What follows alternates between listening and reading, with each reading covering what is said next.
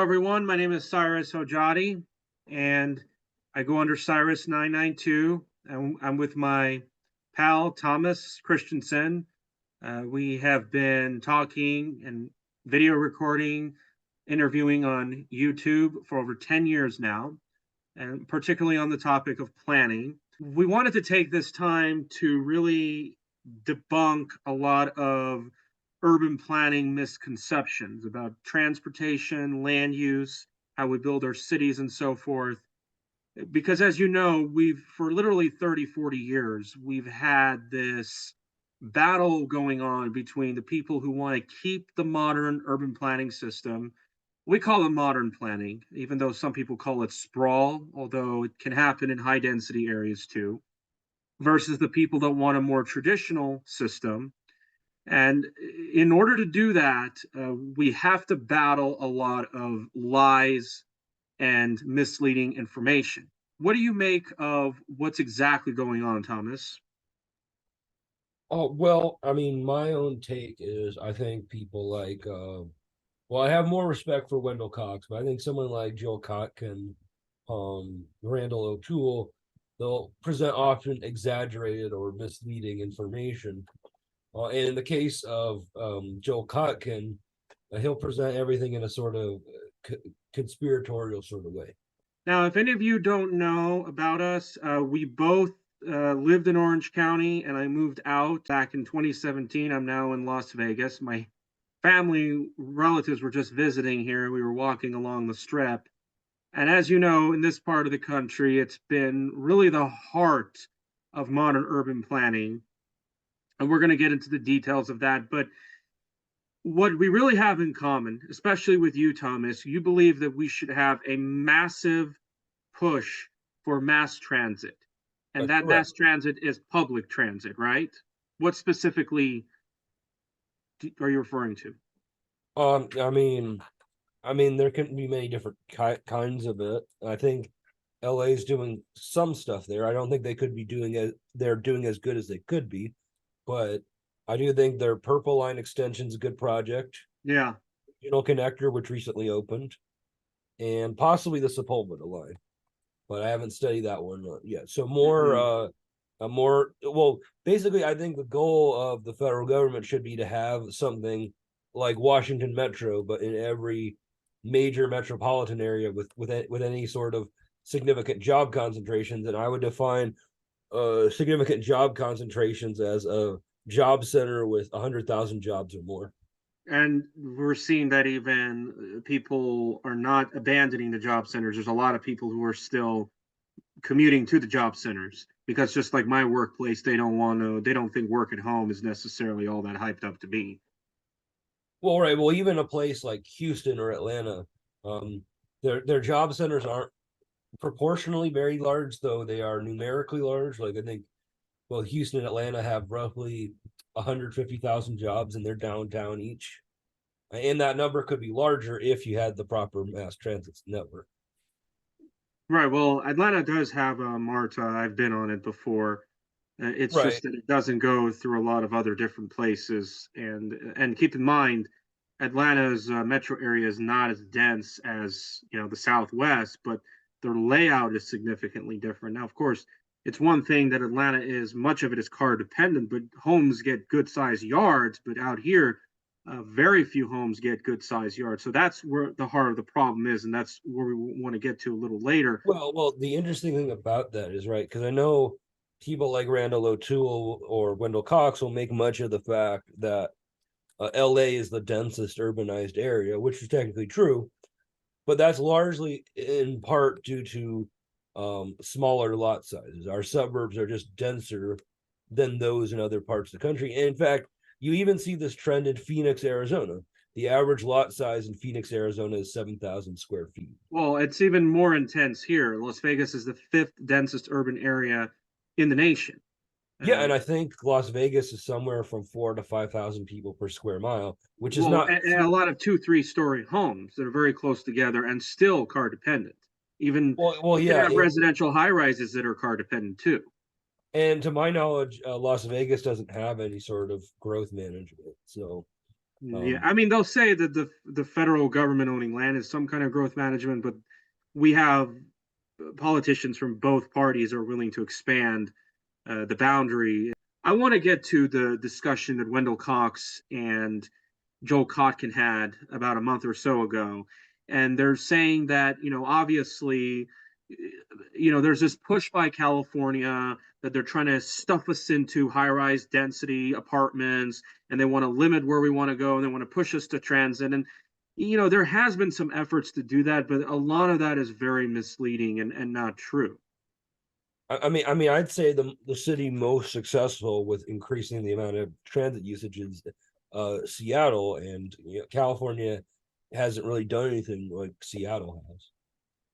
Yeah, well, they say that Seattle's expensive because of those efforts, but we know that the part of the problem with Seattle is that you have one side, just like California, that's oceans. The other side is mountains, and they just don't tell you the whole story. Yes, it's true. California has plenty of urban growth boundaries. It has, open space laws, CEQA policies, and all of that obviously causes home prices to rise. You have people who are on the other end that believe, yeah, we should have growth restrictions on land. And this was, I think, a channel called City Beautiful.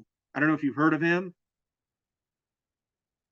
Yeah, I believe I have heard of him. Yes. I think he teaches in Cal Poly SLO, San Luis Obispo, and he says that California has farmland preservation laws, and he believes that it seems like he wants to keep those things. So that's where we disagree with him.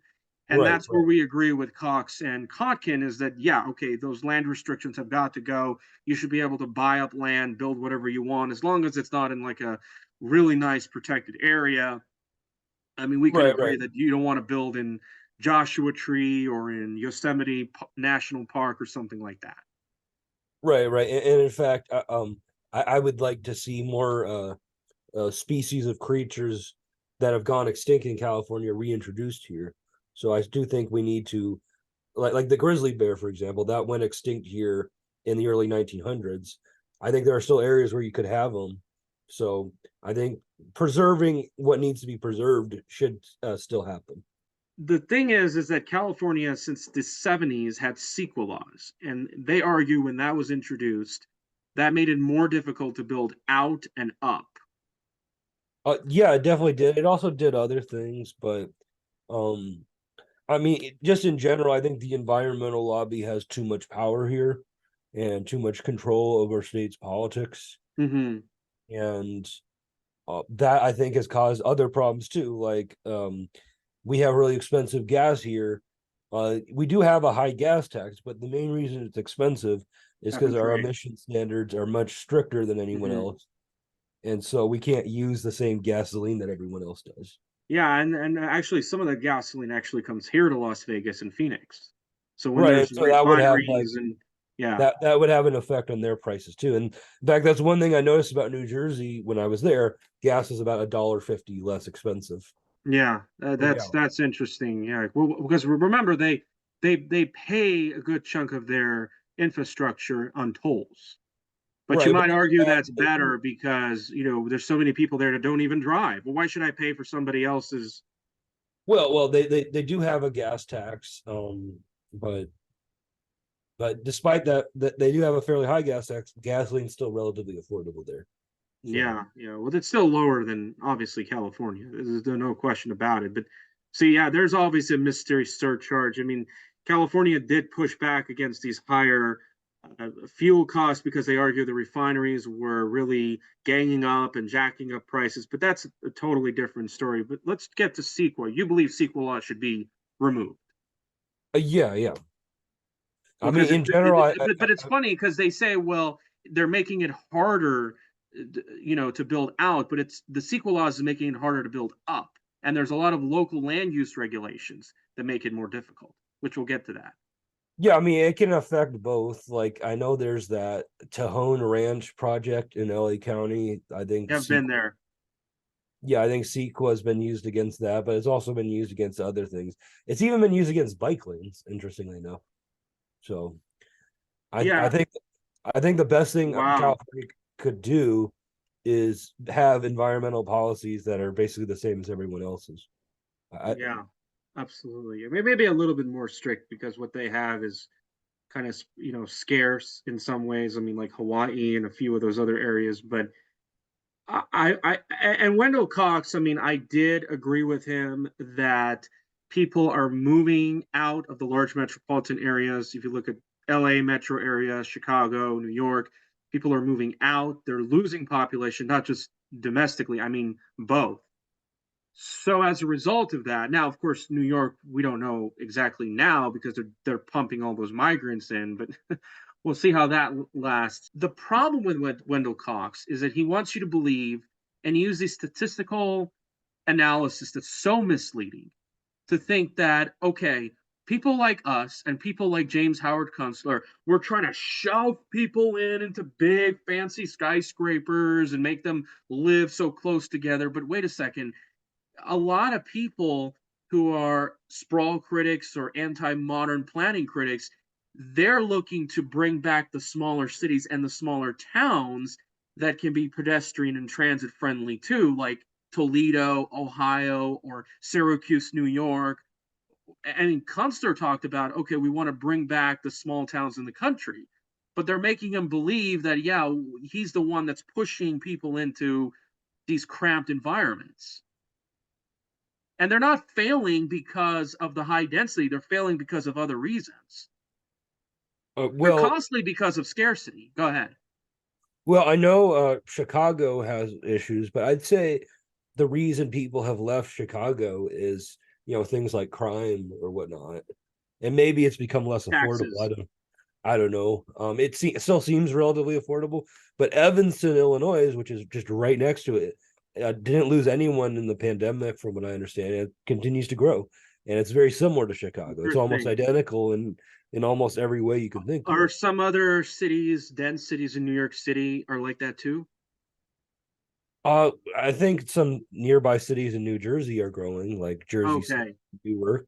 Though Newark has a troubled past, it's Yeah. similar to St. Louis and Kansas City and Detroit, but it has the advantage of being next to New York City, and Yeah. that's Someone sort of I knew, I bumped into out of the blue. He told me Newark is not that good of a place. I mean, we were there last March, but I was in Evanston last year in my Airbnb, so it was fairly decent.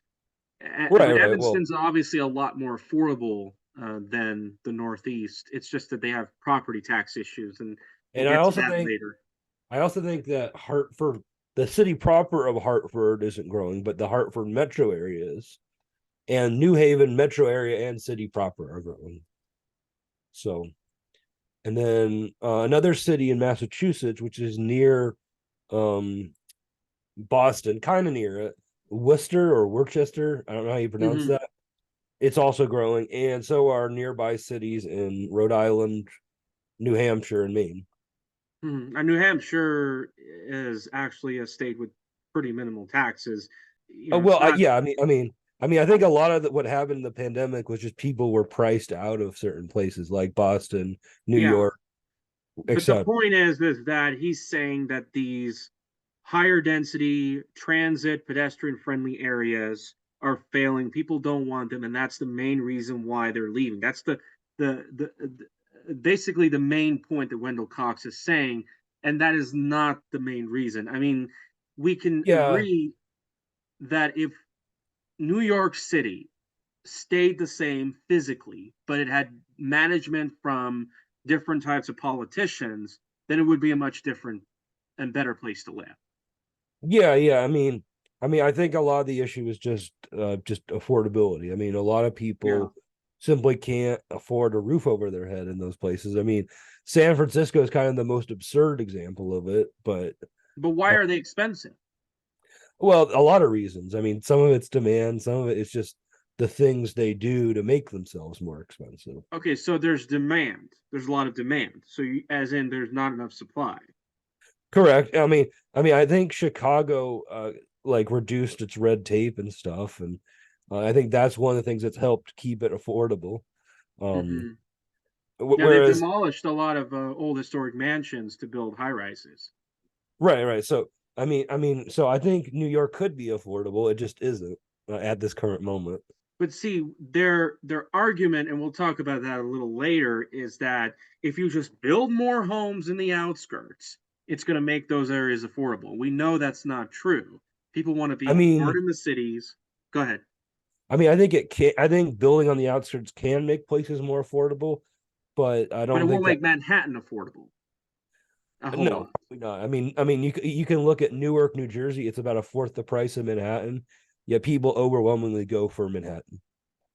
Well, But basically, our main issue when it comes to urban planning is that we don't like the modern urban planning, which some people call it sprawl. But I mean, specifically, it's not low density, it's not low rise buildings.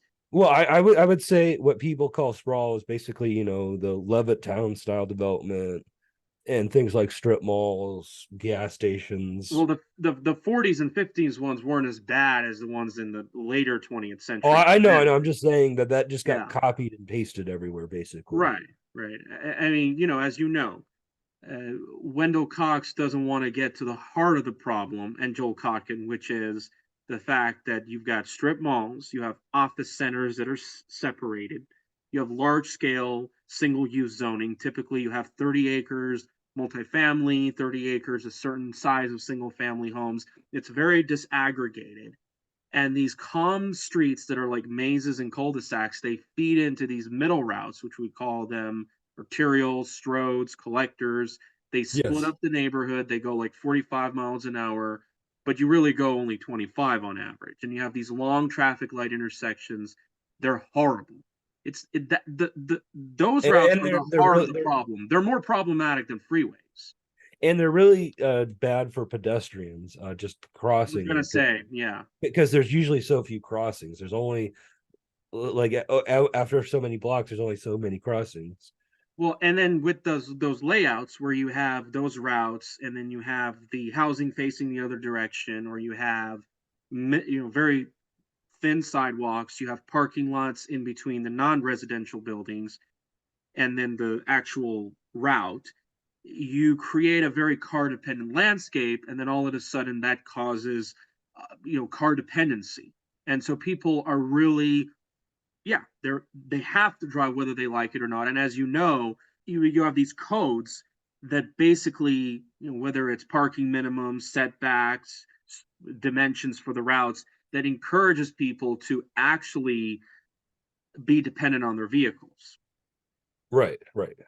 We know that these people are obviously misleading you, because remember, if you have this system of planning, the layout of your traffic flow, land use, buildings, and everything is high density, everything is high rise. Because remember, and again, high density is not equivalent to high housing density. So you can have lots of people living in one cramped apartment. It's not the same as the number of units per acre. So this is how they kind of mislead you at places like LA. But if you have high density in this layout, you're not doing good urban planning. I guess one of the arguments against higher densities is affordability. That we do support large lot homes, and sometimes highways do make sense because transit is not always the most effective option. So we kind of have disagreement from the current system and the alternative, which is smart growth, new urbanism. Now, it's great that they are bringing up mixed use transit and pedestrian friendly life, but that doesn't mean that they're the solution. We can look at Newark, and I think this is Newark NJ. It has a price income ratio of 4.1 to 1. Yeah. And that's actually comparable to a lot of Sunbelt cities. Wow. Yeah. Hartford, Connecticut, even lower price income ratio, 2.6 to 1. And Hartford, Connecticut is Somebody a told me like New York City was like 10, maybe some parts of it. I think it's the city and their surrounding Now suburbs. you Here, put Las Vegas, that's not even in the Northeast. the average US affordability is 4.3. So, Yeah. Yeah, Minneapolis is even worse than Chicago. Can you believe it? right. You can look at Chicago. It has a price income ratio of 2.8 to 1. Yeah. Chicago, Naperville, Evanston, Illinois is 2.8 to 1. and that's very affordable. That's more affordable than the Sun Belt. And And both, Columbus is 3.2. Their economy has not been that good for so long compared to other Midwestern cities. St. well, I Louis think is it's one of the few older cities that's still growing, if I'm not mistaken. okay. Yeah, Madison is 3.2, but that's a college town. So we can. I think the Las Vegas one was a accident, but it's really high. Wow. So both New Haven and Hartford, So both Las very. Vegas is among the most car dependent areas in the country. And yet, compared to Boston, which is one of the most transit oriented areas in the country, so your housing is more affordable, but at the same time, you don't even need a lot of cost for transportation. Right. Well, it really depends. I mean, but I guess Las Vegas is particularly expensive for a Sunbelt city. Yeah. And we're talking about home prices. Now, rent's a different story because And rents then are not that also high. another one in the Philadelphia area, Trenton, New Jersey, 2.5 to 1. And it's Um, a pretty transit friendly, right? yeah, it has connections to what is it? Philadelphia, New York City. And And then show me, Philadelphia, PA is 3.2 to 1. okay. So I guess I'm saying you can look at the cities of Philadelphia, New Haven, Hartford, Baltimore, um, Trenton, Wilmington, Delaware. Now, granted, some of those places are kind of troubled, Baltimore and Wilmington being the obvious examples. Chicago, also fairly affordable. So the point is, you can have places that are dense and fairly affordable. Hmm. Um, and despite some of those places being troubled, one place people like to go to a lot is Houston, but it's actually more troubled in some ways than some of those places. Yeah, well, Houston, you have to pay a lot of money for cooling. And then for some areas up north, you have to pay a lot of money for heating. And then Texas has pretty high property taxes, but so does Illinois. Yeah, but the main problem with Houston is it has a very high crime rate. You have to look at the overall metro area, not just, the city itself or necessarily, certain pockets necessarily. I mean, you have to, it depends like how you measure crime, really. Western MSA markets. Oh, So, Honolulu is the worst. Yes. Oh, there's no California. well, California is a separate chart. Okay, and then they don't have Las Vegas for some reason, so they did a typo. Las Vegas was pretty bad. Well, And Reno, then, Nevada is also pretty bad at 5.12. yeah, yeah, they don't build enough homes there. Seattle Salt is Lake very high. City, Salt Lake City is 4.7 to 1. Now, Tacoma isn't that bad, even though it's pretty close to Seattle. Interestingly, yes. Hmm. Okay. And then let's see, California. That's what I was hoping to see. They're pretty much all. Oh, So, ouch. yeah, it's basically they all have the worst affordabilities in So California. San Francisco may have like a lot higher rents than LA, but and home prices too. But it's according to incomes, it's LA has worse affordability. Right, because I imagine LA has lower incomes. So Um, LA has more car dependency and it has worse in terms of housing. So it's literally probably among the worst in the country. yeah, Well, basically, actually, Anaheim is worse, Orange County, because you have less transit services. Go ahead. basically all of California, no matter where you go, is unaffordable, except maybe the Central Valley. But even there, you're kind of pushing it. Jobs don't pay very well. The poverty rate is pretty high there too.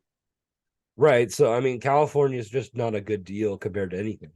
Um, well, price to income ratio isn't always the best way to measure affordability because not everybody owns, of course.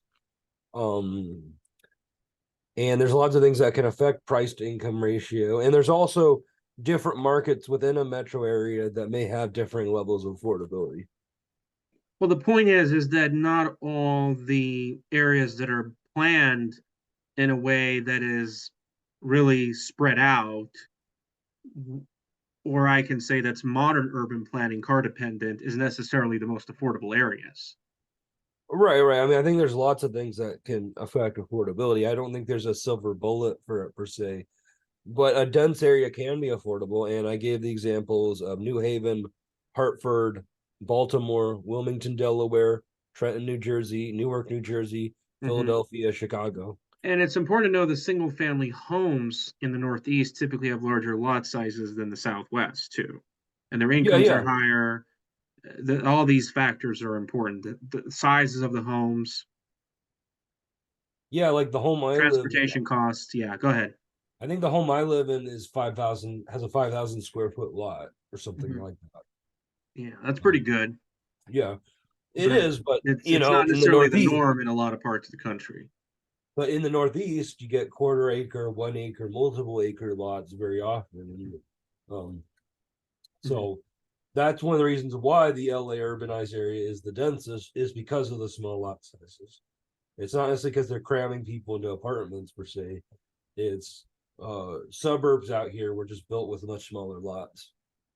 Uh, Like for example, in the Bay Area, there's Daly City, mostly single family homes, but it has a density of 10,000 people per square mile. well, Daly City, yeah, and they're still building three-level detached homes. I mean, you can have dense areas where nearly all are detached homes, so it's not like you increase the density, the smaller share of detached homes. But also, we know that having detached homes will decrease the supply of housing within a certain area. Right. So my point is that there are dense places that are affordable. Not every place is New York City or Toronto. Mm-hmm. Um, but That's a pretty good point. Well, basically, I mean, we have even not just Wendell Cox, but we had Gary Galeno, and as you know, we used to hang out with him several years ago. We were fighting this massive immigration or illegal immigration in those town halls and those events. But he's been very critical of the infill transit development happening in California, saying, "Oh, they're trying to push us into these areas." And I agree, there's some issues with the projects and the regional agencies like SCAG, but that's highly misleading, right? yeah, but the point is most Californians live a suburban style environment. Modern car dependent, pretty much. Yeah. Yeah, to a large degree. I mean, Well, it really depends on where you are. Um, mhm. Well, higher density does not mean that you're doing better pedestrian, transit friendly, anti sprawl planning like smart growth standards. And of no. I mean, course, you could go to cities in Southeast Asia, and many of them have are really pedestrian unfriendly and have really wide roads. that's a good point. I haven't really studied the planning in that part of the world. So And while of course, they tend to do transit better than us, but the the built environment leaves a lot to be desired there, despite being dense. Their built environments are much denser than ours, but they're not very pedestrian friendly. it's a good point. Well, the density of the population is not the same as housing density. So in Southern California, the reason they're pretty dense, particularly in these high immigrant infested areas, is because you have a lot of overcrowded housing, right? That's part of it, yes. But the And main then we know that Boston, the urban area, not necessarily the city, has higher smart growth standards. It's more pedestrian and transit friendly than Los Angeles, but has a much lower population density. So those two are not necessarily linked up. right. Like I said, the main difference between California and the Northeast would be the lot sizes, and you see that in other parts of the Southwest, like in Phoenix. 7,000 square foot is the average there. Mm-hmm. And like I said, the urban area here is actually even more dense. Well, another factor I think what's causing the rising costs in California is what they haven't really talked about is Proposition 13. So what that means is if you bought your home decades ago, it's kind of like rent control where your home is paid off, you have caps on property tax growth, and as a result, you can be a low wage worker and live along the coast and not have to really pay the high housing costs. I mean, that's how a lot of people are still living along the California coast. Right, And right. that keeps fewer homes in the market. It does, yes. Okay. And also it leads to speculation and things like that. That's a good point. So would you be in favor of repealing Prop 13 for new housing transactions? Perhaps, yeah. I mean, but there's lots of issues with doing that. That would make that politically very hard.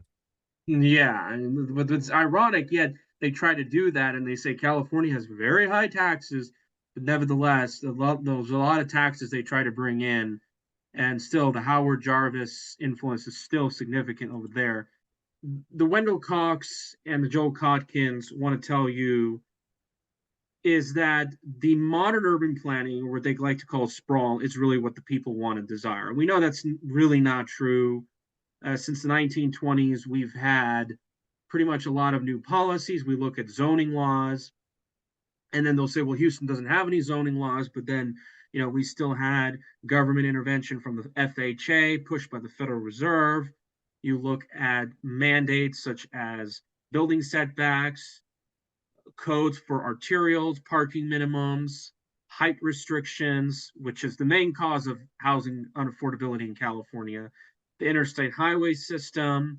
We look at the white flight that came out of immigration and the civil rights movement. I mean, there was a lot of government intervention. It's saddening to see that they'll always just talk about land restrictions in California, but they won't talk about how there is really a a problem where you have it's just so difficult to build high rises or high density in so many cities across California.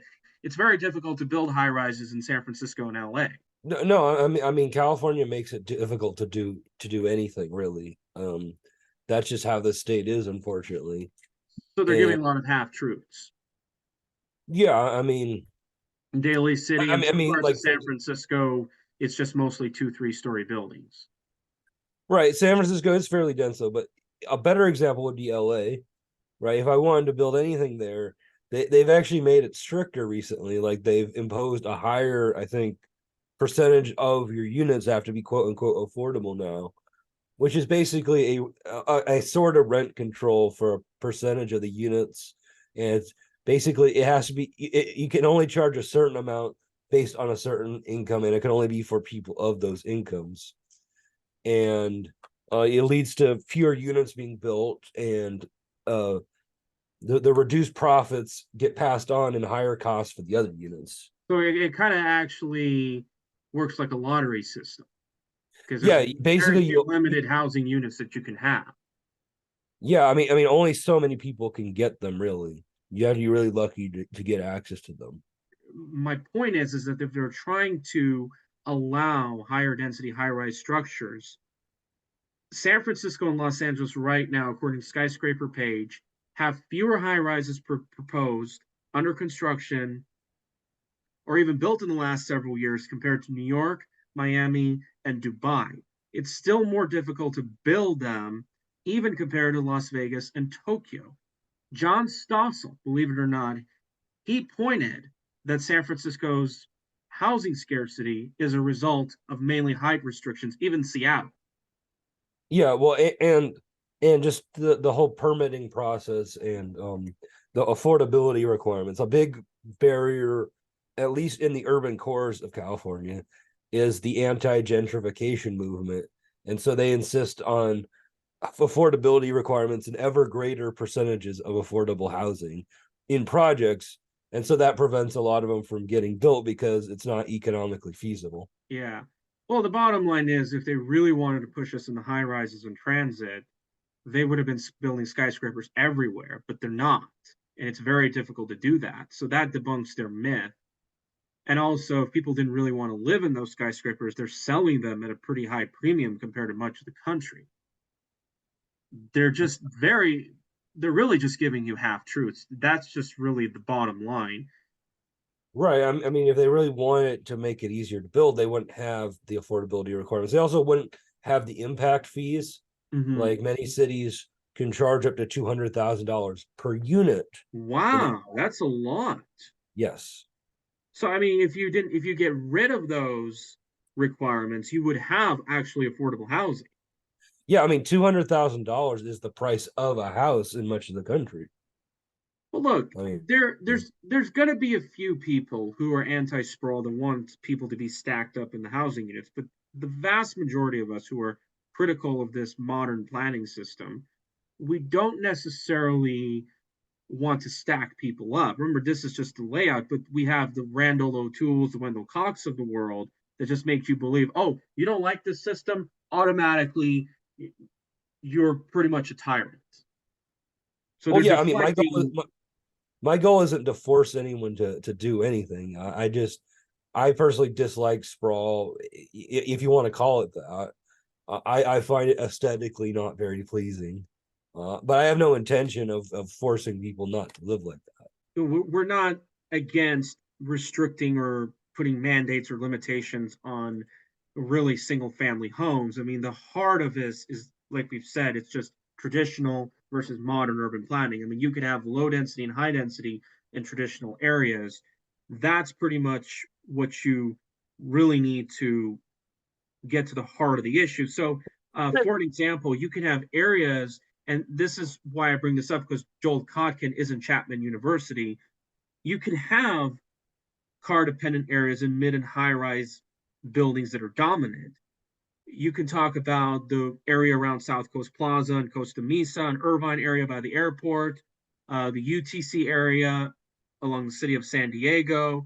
And even when you have planned, master planned regions such as Aliso Viejo and Irvine, which the majority of their housing is multifamily, and they're still all car dependent.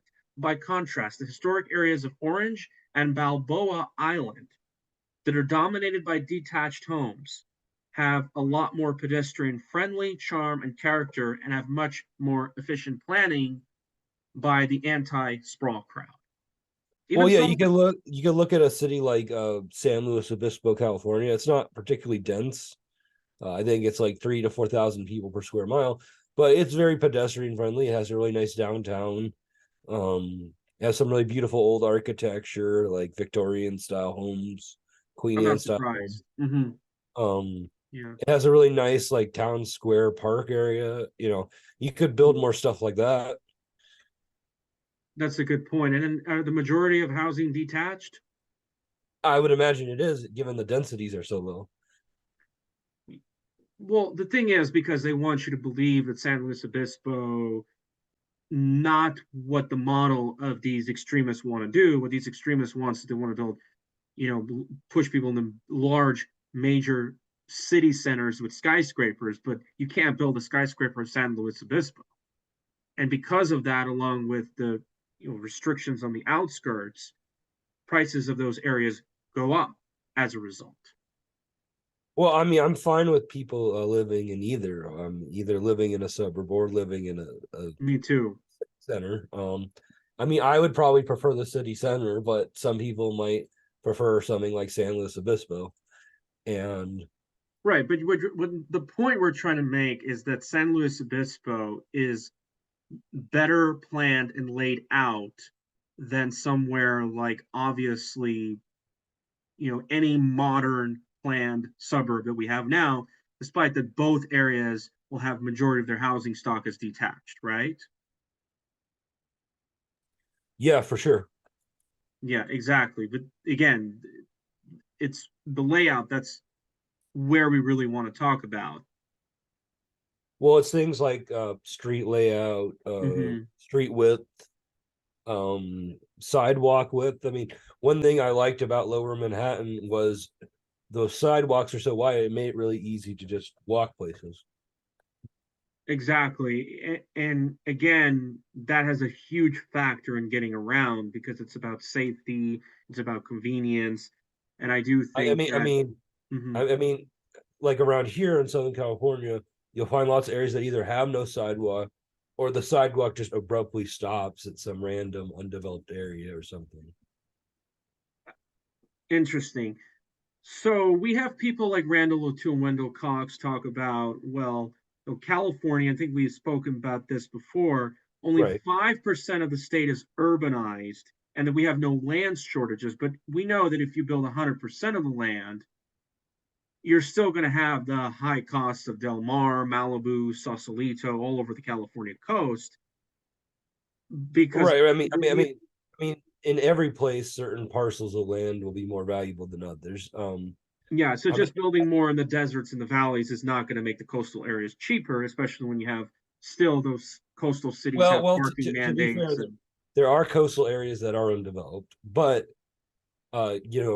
having a high rise, like let's say you have some town that's on a beachfront, having a high rise would enable more people to live next to the beachfront.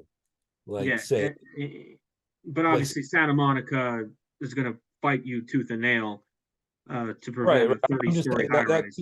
that could be the case for any beach areas, like in Virginia or Maryland or here in California. Obviously, I think so. That's where I would say, even absent the growth boundary, if you wanted the ocean views, the higher densities could enable more people to have something like that. Well, you're giving more and more people an opportunity. You're just not being selfish.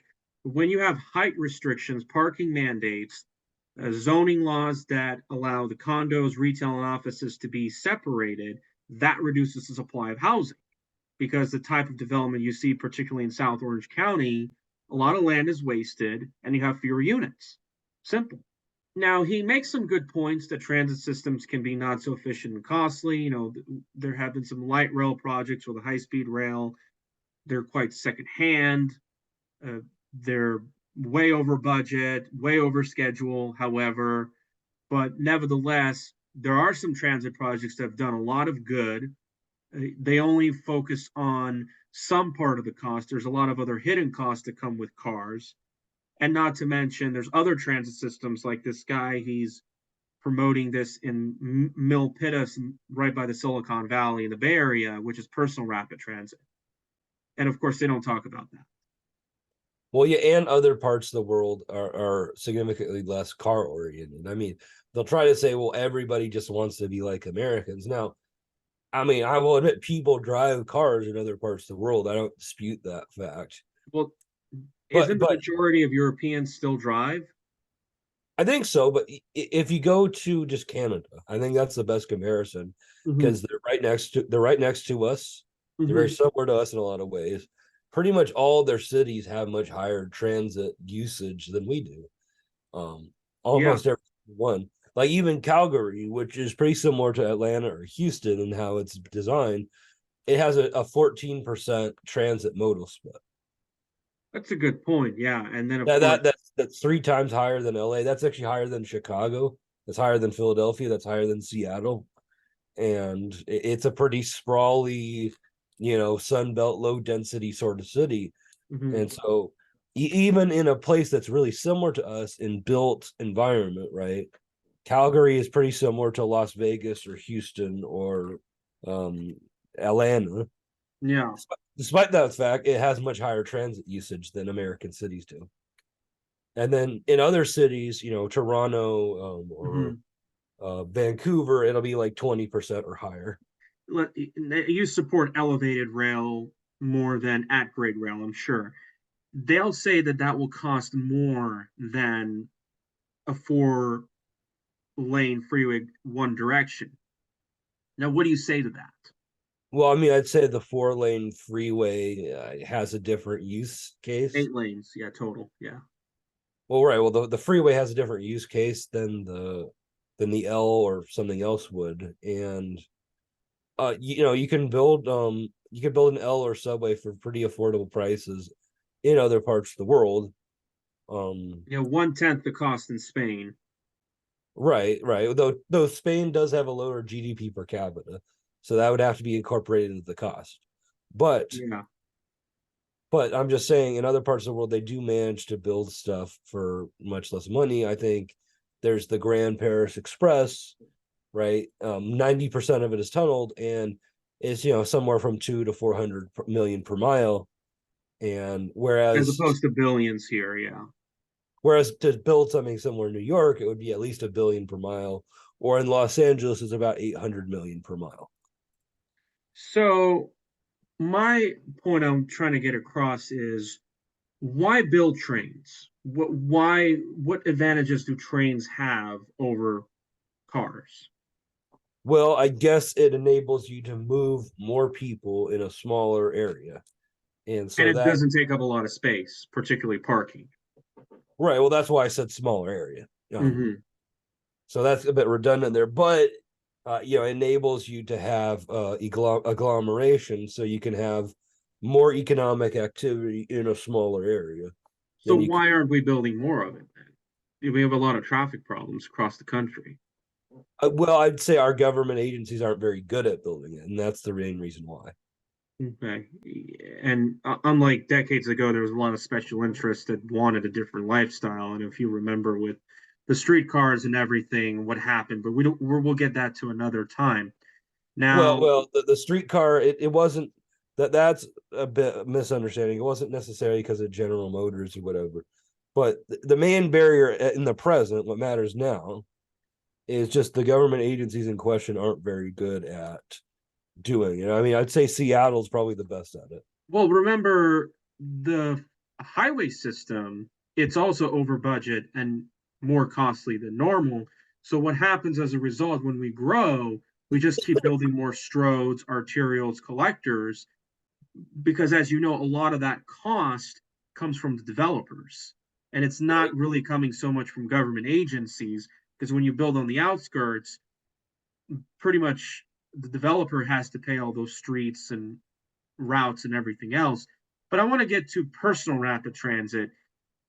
We're going to interview this guy very soon. He's from Milpitas. He Okay. believes that it's a lot costly to build metro rail systems over PRT. PRT is like 1/10 the cost of light rail. He tries to bring it up to politicians in that area. They're not supporting it. They're pushing the electric car, even though that system is more efficient on the environment, personal and public costs are much, much better, accessibility and so forth, mobility. If you don't know what personal rapid transit is, it's pretty much on demand. You can go from A to wherever without stopping for anybody else. So, what do you make of that? Should we build those? And do you think that they can fully replace trains? Well, I don't think they could fully replace trains, but they could be a sort of maybe first or last mile extender. Okay, so obviously, basically, the PRTs cannot completely replace the subway system in New York, Boston, or No, Chicago, no, but DC. I think they could still be useful in some sort of way, because I know a lot of transit systems that are park and ride. They expect you to drive to the station, leave your car there, take the train or bus somewhere, and it Especially can. here. Here would be good. Yeah, I mean that's really common. Like in LA, is park and rides. Like the Well, LA. no, and here as well. I mean, they could replace the Teslas in the loop that they built Well, actually, underground. I think the best combo isn't. I don't know exactly about the specific company you're talking about, but I think the best approach is this approach done by a company called To Get There, and they basically just use autonomous. They're basically like autonomous electric cars. They just don't have any steering wheels. They don't have any stick shifts, gas pedals, or anything like that. Mm-hmm. They just have seats, and they can run autonomously as long as you just have some fixed path for them. Just So, uh, you just give them their own road, and then they can run autonomously. And but the so Wendell Coxes of the world, first of all, they think that those vehicles will reduce the need of trains, which we don't see that. But they don't also talk about PRT systems. And pretty soon they will have to because, well, but you see, unlike the traditional PRTs, I mean, there might be some benefit to the traditional PRT, but these can just you could just all you have to do is create a special road for it, and then you're yeah, good. yeah, they brought that in some conventions out here in Las Vegas. And that's very interesting. It's a company called To Get There, and unlike the Tesla tunnels, there's no drivers. Right? It's already driverless. All it requires is just some sort of path to run on. Right. But either way, it's a separate path. And either way, it's going to change the status quo. I think those people, they think the status quo is working and we should just do more and more of it. But here's the heart of the problem with this interview that Wendell Cox and Randal O'Toole had, along with Joel Kotkin, is that because of all this friction, all this disagreement, and all this pushback they've done to change, not much has really changed. Still the status quo planning is continuing, and we're doing all this battling, all this conflict, and this problem is going for decade after decade, which we don't know where it's going to lead to, unless if there's going to be a mass growing uprising. Because I'm now a part of Strong Towns Las Vegas. I'm trying to get that organization going. Yeah, I disagree with some of their members. I don't think we should reduce our lifestyle because of climate change, but we can all agree that the existing status quo is not working too well. But because of their friction, not much has changed, perhaps, and we have to really get something done because millions of people are not happy with this system.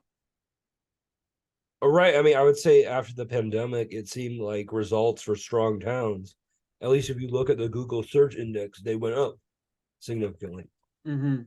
It's a very good point. And I think they've been able to carry the message a lot more effectively than smart growth and new urbanism, because smart growth is really just getting the feds more involved, in which we disagree with. And I know they've been accused of pushing globalist agendas. I don't want to get into that. We talked about that 10 or more years ago. Their urban growth boundaries, the regional agencies. We can agree that approach is not necessarily the best way to do it. However, this opposition to this modern planning system, car dependent, is not necessarily a partisan issue, because we know Tucker Carlson, he's been critical of the trends in architecture, land use planning. He's interviewed James Howard Kunstler. He is interviewed Andres Duani, I believe. Despite all that, he's really hated among the Democrats. And of course, James Howard Kunstler, who was a Democrat, I mean, he is pretty much one of Democrats' biggest critic. Yeah. People say he's like reactionary or whatever, at least for James Howard Kunstler. Mm-hmm. Yeah, and I think that's the thing. We really have to have a non-partisan movement to really, really get things done.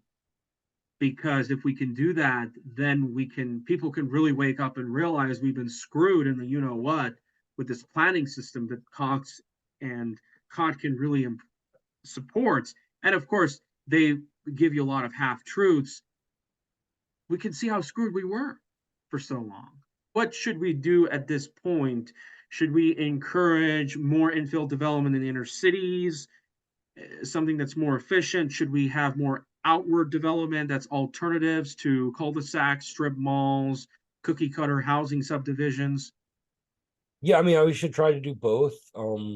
Exactly. Well, I mean, if you can try to attend town meetings or whatever, I mean, I'm going to try to do that. That's not always the easiest thing to do because of the times of day they are. So that's always something to consider. And what message would you give to Kotkin and Cox supporters who believe in what they believe? And they obviously, Kotkin refused to interview with us, even though he lives just 30 miles away from you or something. I mean, I guess I would say they should try to be less misleading and less hyperbolic and try to be more To their contextual. supporters, what would you say to their supporters? Maybe look at other sources of information, like they say things that are actually just factually wrong. Like, I know Randal O'Toole has claimed that most people in Hong Kong walk to work, but only 11% of people in Hong Kong walk to work.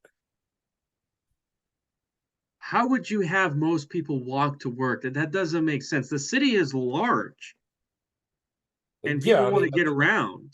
but my point is that's a claim he made, right? And he didn't even bother to look up the data on what percentage of people walk to work in Hong Kong.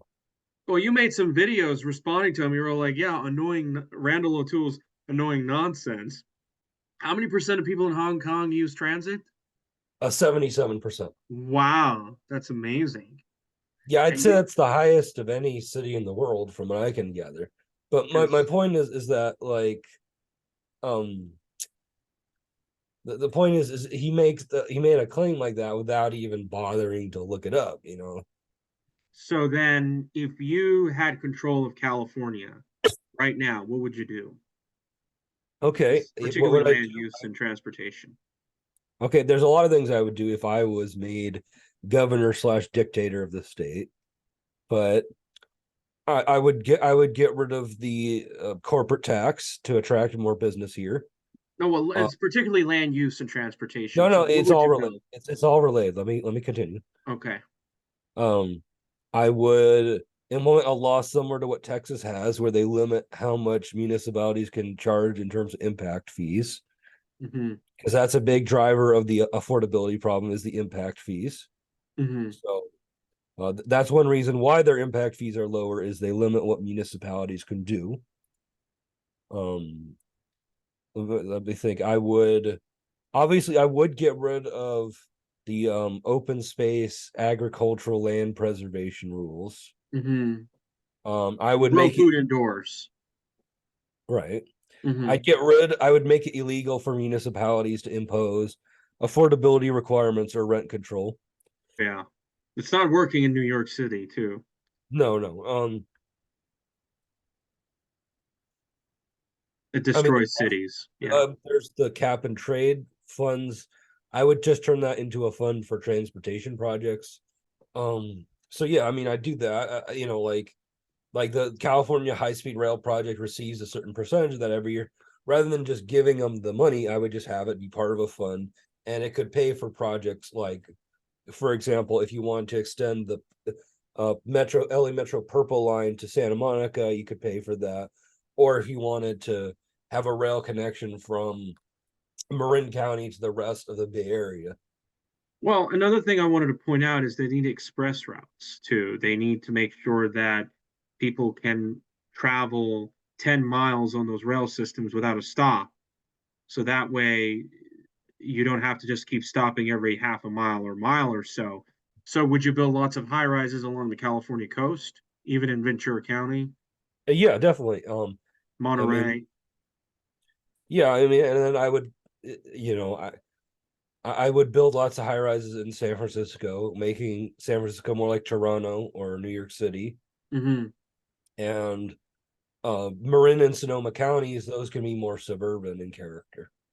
Those could be like Daly City or other parts of Well, shouldn't California. you build more high rises there because that would increase the supply? Well, whatever there's demand for. I mean, Yeah, exactly. And then how would you get people to move around? Just build more subway lines, right? yeah, yeah, like I mentioned, having a connection from Marin County to say San Francisco or Oakland. Okay, would you build like a subway line along the Pacific Coast Highway, like towards Manhattan Beach, and then you'd have towards, Yeah, yeah, because Huntington, Newport. Yeah. there's the Newport Center, um, which has a decent number of jobs in it, and then there's You downtown. you would build a subway line in Laguna Beach to San Clemente. I'm not sure a subway, but something along the coast highway. Maybe you'd have to use like a rubber tired people mover or something. Okay. And then you would build more dense housing along the coast. Okay. So then you just build up and you build more transit to handle the capacity. Well, yeah, I'd build up and I'd build out, and Same. Hmm. like obviously, I think for existing urban areas, you should build up. You know, um, like in a lot of cities, like if you want a single family home, then I would say you'd have to like live on the outskirts to be able to have that, because that's where it's economically viable to put them. Well, the thing is, it's hard to build skyscrapers on sloped elevations too. So therefore, But it can be done though. It can be done. San Francisco has some. Um, right. But it's hard for me to believe the Hollywood Hills would be full of skyscrapers. I don't know about that. That'd be kind of I don't know. strange. I mean, maybe Beverly Hills or Central LA could have more of that. Well, our friend Matthew is not in support of that. So what do you say to him? Well, I thought he liked penthouses. I mean, it would enable more of those. Yeah, but he doesn't want like tens of thousands of them coming into Beverly Hills. I don't know. I don't see what would be so bad about that. I think it'd be fine. So I mean, you could have more single family homes in places like Ventura County, or Mhm. where they wanted to build on the Grapevine area, right? That whole area. And you could also have high rises in like Santa Monica or LA or whatever. And then you believe housing is going to be more affordable. Definitely, yeah. I mean, I think we could be as affordable as Chicago is. Okay. So you're talking about a 1 to 3, 1 to 4 income ratio. Yeah, basically. Just like what it used to be, like, I don't know, way back in the 70s. Yeah, I mean, really, we stopped being affordable around the 90s. That's when affordability really went off the cliff here. No, I would disagree. I mean, there were, I think it was the early mid 70s is when the price started to come up. And even in the 70s, there was still a premium. The main problem is that California was running out of geographically a lot of land, mountains and coastline was running out. So there was just really not much you can do. But anyway, we've got to wrap it up. Thank you guys so much. Please subscribe to our YouTube channel. What's your YouTube channel? It's Pharisee. I'll give you the link so you can post in the Cool. description. Thank you so much. And got any last minute words? No, that's all I have to really say. All right. Thank you so much. Please stay tuned.